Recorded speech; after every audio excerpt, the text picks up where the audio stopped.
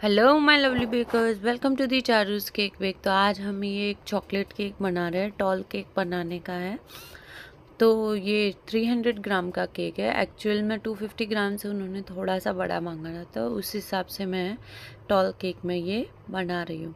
तो स्पॉन्ज का टेक्सचर आप देख सकते हैं कितना सॉफ्ट है।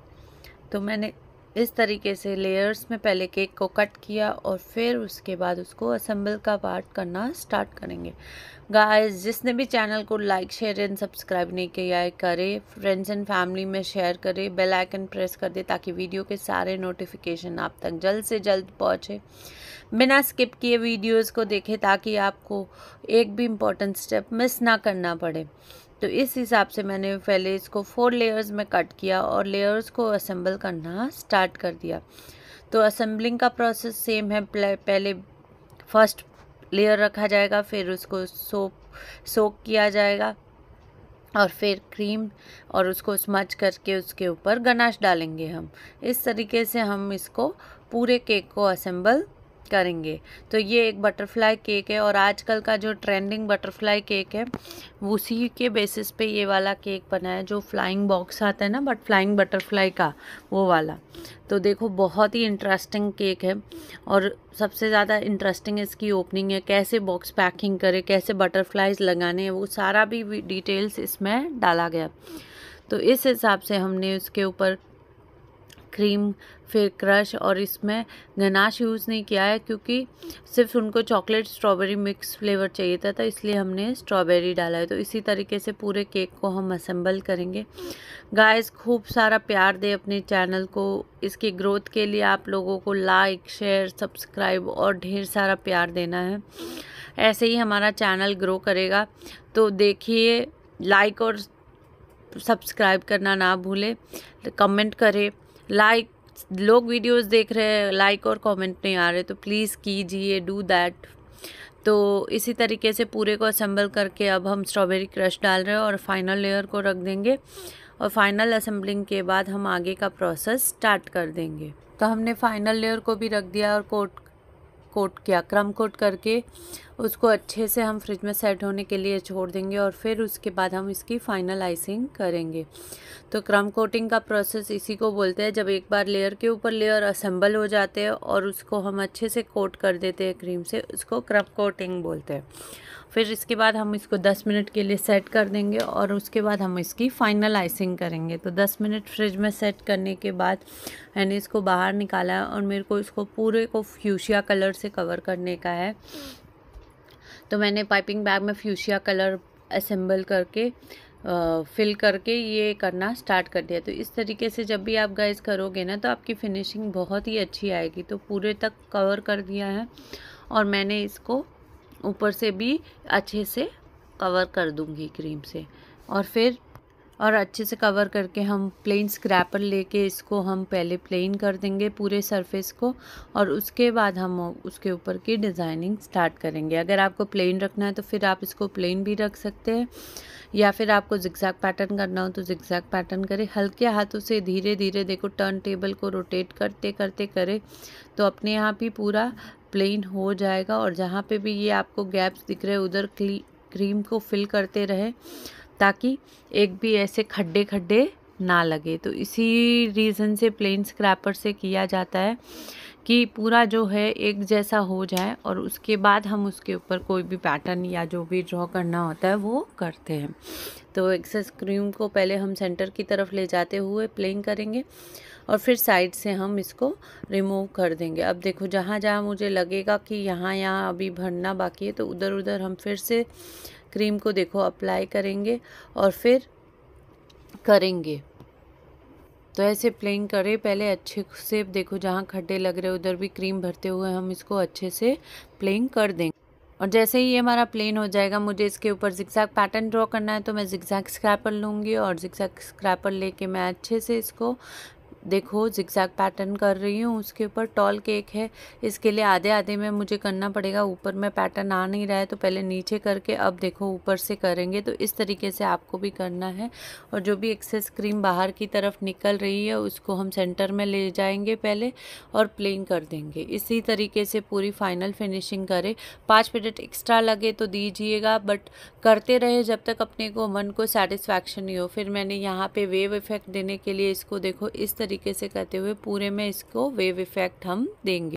तो अच्छे से वेव इफेक्ट दिया। यहाँ पे मेरा थोड़ा ब्रेड का पार्ट दिख रहा था तो मैंने फिर से क्रीम को अप्लाई किया है और फिर से उसको प्लेन करेंगे और फिर उसके ऊपर हम जिगजैग पैटर्न देखो ड्रॉ करेंगे। तो इसी तरीके से आपको भी कहीं पे भी ऐसे लगे तो करे। तो ये जो जिगजैग पैटर्न है इससे वेवी इफेक्ट जो बोलते हैं वो आता है। तो बहुत ही सुंदर लग रहा था। और जो एक्सेस क्रीम ऊपर की तरफ आती है उसको इस तरीके से सेंटर पे लेके जाए और रिमूव कर दे। सब कुछ होने के बाद बोर्ड को अच्छे से एक कॉटन के क्लॉथ से क्लीन कर दे, किचन टॉवल से। और उसके बाद हम इसके ऊपर की फाइनल डिज़ाइनिंग करेंगे। तो फाइनल डिज़ाइनिंग कुछ इस तरीके से है। सबसे पहले हमने इसके ऊपर एक फ्लावर लगाया। तो फ्लावर तो बहुत ही सुंदर लग रहा था क्योंकि ये एक बटरफ्लाई केक है। तो हमने सोचा कि क्यों ना फ्लावर ही लगा दे और फिर रोसेट बनाए, जो टेल वाले रोसेट्स बनते हैं वैसे। बट जैसे ही हमने वो बनाना स्टार्ट किया तो फ्लावर के साथ वो कुछ इतना जा नहीं रहा था, तो हमने फिर इसको रिमूव कर।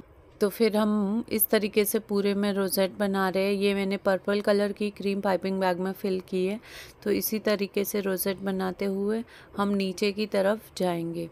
तो अच्छे से हल्के हाथों से देखो धीरे धीरे सेंटर से स्टार्ट करें और सेंटर पे लाके ही इसको ख़त्म कर दे। तो ये ऐसे नीचे आ रहा है और इसी तरीके से हमको इसको पूरे को कवर करने का है।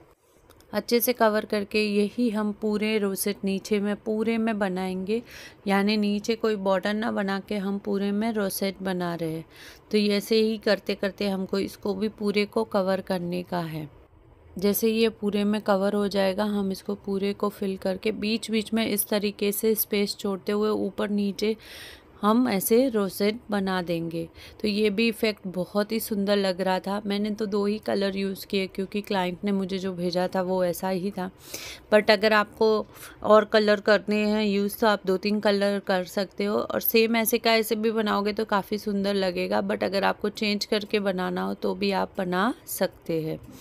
फिर इस तरीके से पूरे में कंप्लीट करने के बाद बीच बीच में जो स्पेस छोड़ी है उधर हम पिंकी कलर, ये जो पिंक जैसा है फ्यूशिया कलर, वो ही फिल कर देंगे। और इस तरीके से जो भी गैप है उसको पूरे को हम भर देंगे।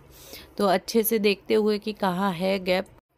उसके बाद जहाँ जहाँ रोसेट बने हैं उसके बीच में भी हम ये पिंक कलर की क्रीम लगाते हुए पूरे केक को अच्छे से इससे कवर करेंगे। ऊपर नीचे जितने भी रोसेट है सबके ऊपर हम पिंक कलर के ये फ्लावर बनाते हुए इसको अच्छे से कवर कर देंगे साइड्स में और नीचे की तरफ। जो टॉप में हमने ब्रेड बनाया फिर उसके ऊपर भी मुझे लगा कि हमें बना देना चाहिए तो हमने उसके ऊपर भी बना दिया। पहले तो हमने उसको खाली छोड़ा था।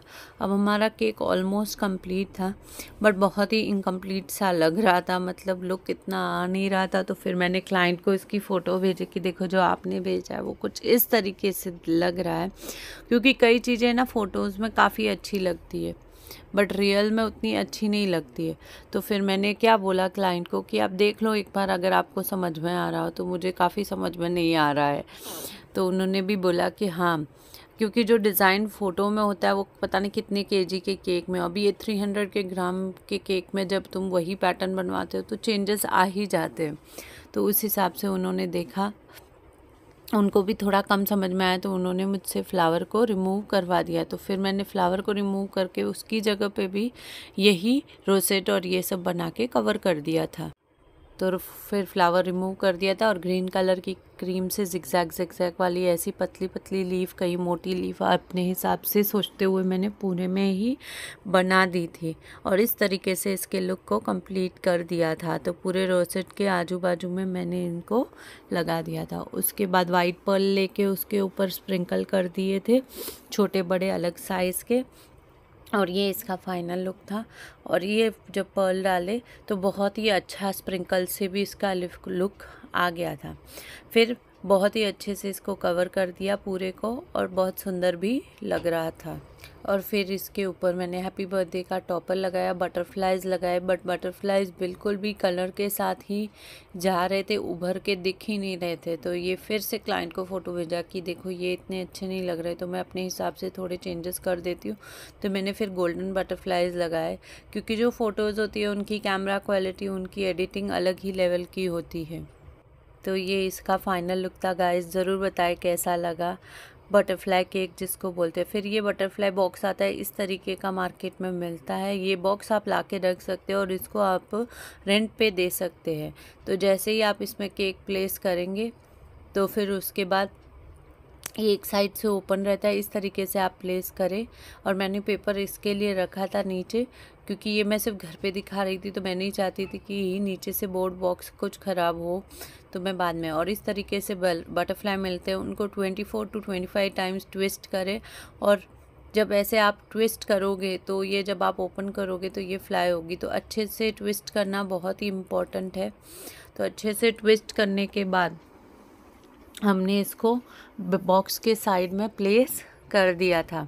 साइड में मतलब इस तरीके से ये देखो खुलता है बॉक्स और हर साइड के 2 लेयर है। इस तरीके से आप लिफ्ट करें इसको और इसके बीच में जैसे ही आप लिफ्ट करोगे इसके बीच में आपको ये बटरफ्लाई डालने का है।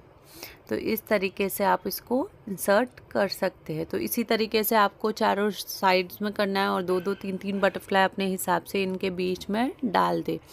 तो ऐसे ही 24 to 25 टाइम्स आपको रोटेट करना है और सेम ही प्रोसेस को रिपीट करते हुए पूरे को अच्छे से कवर करना है। बट इसको जब आप पैक करोगे तो एक की हेल्प लगनी ही लगनी है। तो इस हिसाब से मैंने पूरे साइड्स को अच्छे से कवर कर दिया और फिर इनको अच्छे से ट्विस्ट करके सब साइड्स में मैंने 3-3 बटरफ्लाइज डाल दिए थे। फिर बॉक्स को अच्छे से बंद करके ऊपर से उसका कैप लगा दिया है बॉक्स को, और बहुत ही धीरे से और ध्यान से आपको करने का है। और जैसे ही ये कवर कर दिया है, ये इसका फाइनल लुक है। और मैं आपको दिखाने के लिए एक बार ओपन करके दिखा रही हूँ कि इस तरीके का इसका इफ़ेक्ट आता है। बहुत ही सुंदर और बहुत ही अच्छा लगता है। तो गाइज़ आपको ज़रूर ये पसंद आया होगा। और ट्रेंडिंग बटरफ्लाई केक है, इस तरीके से मैंने खाली बॉक्स को भी करके बताया है। तो बहुत ही सुंदर लगता है। ये इसका फाइनल लुक है। Keep showering your love on Charu's cake bake. Happy baking guys. Like share and subscribe.